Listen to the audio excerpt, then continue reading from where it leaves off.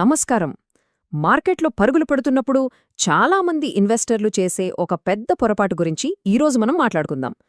ఎంతో ఖరీదైన పొరపాటది. రండి, ఈ విషయం లోతుగా చూద్దాం. విచిత్రంగా అనిపిస్తుంది కదూ. మార్కెట్లో అందరూ డబ్బు సంపాదిస్తున్నట్టే కనిపిస్తుంది. అంతా బావుంది అనుకున్న టైంలోనే చాలామంది మార్కెట్ క్రాష్ అవడానికి ఠీక్ ముందు కొంటారు. అసలెందుకిలా జరుగుతోంది? దీని వెనక ఉన్న సైకాలజీ ఏంటో ఇప్పుడు విడదీసి చూద్దాం. ఈరోజు మన ప్రయాణం ఎలా ఉండబోతోందంటే, ముందుగా అసలు ఈ బుల్ మార్కెట్ ట్రాప్ అంటే ఏంటో తెలుసుకుందాం. ఆ తర్వాత మనల్ని నడిపించే ఇమోషనల్ మార్కెట్ సైకిల్ గురించి చూద్దాం. దానివల్ల మనం ఎందుకు మార్కెట్ టాప్లో కొంటామో అర్థమవుతుంది. మరి స్మార్ట్ మనీ ఏం చేస్తుంది? వాళ్ళు ఎలా గెలుస్తారు? ఫైనల్గా ఈ ట్రాప్లో పడకుండా ఉండేందుకు కొన్ని సింపుల్ సర్వైవల్ రూల్స్ కూడా చూద్దాం. ఈ ట్రాప్ ఎలా పనిచేస్తుందో తెలుసుకోవాలంటే ఫస్ట్ అసలు ఈ ఆటలో ఎవరెవరున్నారో చూడాలి కదా.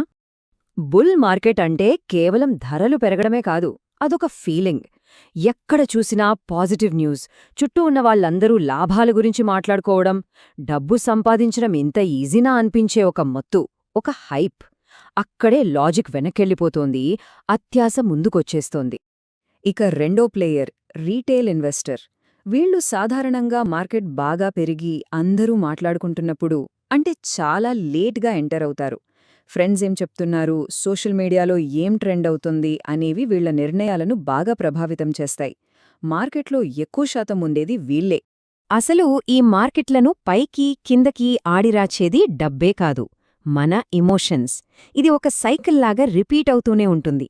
ఆ ఇమోషనల్ సైకిల్ ఏంటో ఇప్పుడు చూద్దాం. ఇక్కడ చూడండి, ఈ సైకిల్ ఎలా పనిచేస్తుందో. అంతా పడిపోయినప్పుడు ఎవ్వరూ నమ్మరు. అబ్బే, ఇదొక ఫేక్ పంప్ అనుకుంటారు. అక్కడ్నించి కొంచెం పెరిగితే ఓకే, పెరగొచ్చేమో అనే ఆశ.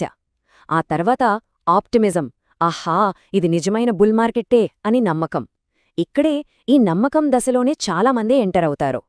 ఇక ఆ తర్వాత వచ్చేదే అసలైన డేంజర్ జోన్, యూఫోరియా. ఇక ఇది అస్సలు పడదు, ఆకాశమే హద్దు అనుకునే స్టేజ్. సరిగ్గా అక్కడే మాక్సిమం రిస్క్ ఉంటుంది. సరే, ఇంతకీ ఆ యుఫోరియా స్టేజ్లోకి మనల్ని నెట్టేసే ఆ సైకలాజికల్ ట్రిగర్స్ ఏంటి? వాటి గురించి తెలుసుకుందాం రండి. చూడండి, ఇవే ఆ 4.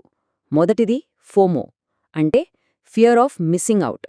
మన ఫ్రెండ్స్ అందరూ లాభాలు సంపాదిస్తుంటే మనం ఎక్కడ మిస్ అయిపోతున్నామో అనే భయమన్నమాట. రెండోది కన్ఫర్మేషన్ బయాస్, అంటే మనం కొన్నది పెరుగుతుంది అని నమ్ముతాం కదా, కేవలం ఆ పెరగడానికి సపోర్ట్ చేసే న్యూస్ మాత్రమే చూస్తాం. ఇక మూడోది మెయిన్ స్ట్రీమ్ మీడియా హైప్. టీవీలో, పేపర్లల్లో అంతా పాజిటివ్గానే కనిపిస్తుంది. ఇక ఫైనల్గా గ్రీడ్, అంటే అత్యాశ. ఇది భయాన్ని పూర్తిగా డామినేట్ చేసేస్తుంది.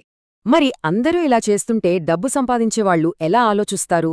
వాళ్లనే స్మార్ట్ మనీ అంటారు. వాళ్ల గేమ్ ప్లాన్ ఏంటో చూద్దాం. ఇక్కడ తేడా చాలా స్పష్టంగా కనిపిస్తోంది చూడండి. ఒకవైపు రీటైల్ ఇన్వెస్టర్ పూర్తిగా ఎమోషన్స్ మీద ఆధారపడతారు. మరోవైపు ప్రొఫెషనల్ ఇన్వెస్టర్, వాళ్లకు రూల్స్ ఉంటాయి.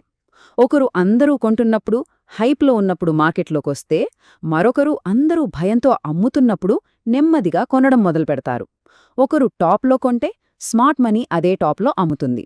చూశారా? Complete opposite game.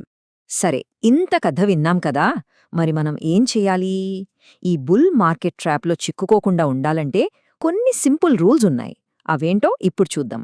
ఇది చాలా ఇంపార్టెంట్ సెక్షన్. ఈ 4 రూల్స్ మనల్ని కాపాడతాయి, బాగా గుర్తుపెట్టుకోండి. నంబర్ 1, రాకెట్లాగా పైకి దూసుకెళ్తున్న వాటి వెంట పొరుగెత్తొద్దు, ఆలస్యమైపోయింది. నంబర్ 2, ఒక ఇన్వెస్ట్మెంట్లోకి ఎంటర్ అవ్వక ముందే ఎగ్జిట్ ప్లాన్ రెడీగా ఉండాలి. అంటే ఎక్కడ అమ్మేయాలి అనేది ముందే డిసైడ్ అవ్వాలి. నంబర్ 3, మార్కెట్ పైకి వెళ్తున్నప్పుడు దారిలోనే కొంచెం కొంచెం ప్రాఫిట్స్ బుక్ చేసుకోవాలి. మొత్తం ఒకేసారి టాప్లో అమ్ముదామనుకోవటం అత్యాశ అవుతుంది. ఇక 4వది, ఇది అన్నిటికంటే ముఖ్యం, మన పొజిషన్ సైజ్ని కంట్రోల్లో ఉంచుకోవాలి. అంటే మనకి నష్టం వచ్చినా తట్టుకోగలిగినంటే ఇన్వెస్ట్ చేయాలి. ఇదొక గోల్డెన్ రూల్ లాంటిది. ఎప్పుడైతే మనకు మార్కెట్ గురించి విపరీతమైన ఎక్సైట్మెంట్, అస్సలు మిస్ అవ్వకూడదు అనే ఫీలింగ్ కలుగుతోందో అప్పుడే రిస్క్ పీక్స్లో ఉందని అర్థం చేసుకోండి. అదే మార్కెట్ అంటేనే భయంగా ఉన్నప్పుడు, అంతా నెగటివ్గా మాట్లాడుకుంటున్నప్పుడు బహుశా అక్కడ మంచి అవకాశం ఉండొచ్చు. సో ఫైనల్గా మనం గుర్తుపెట్టుకోవాల్సింది ఒక్కటే, డిసిప్లిన్ ఎమోషన్ని ఓడించాలి.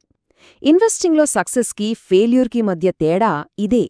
మన ఎమోషన్స్ని పక్కనబెట్టి ఒక ప్లాన్ ప్రకారం క్రమశిక్షణతో వెళ్ళగలిగితే అప్పుడే మనం నిజంగా గెలిచినట్టు.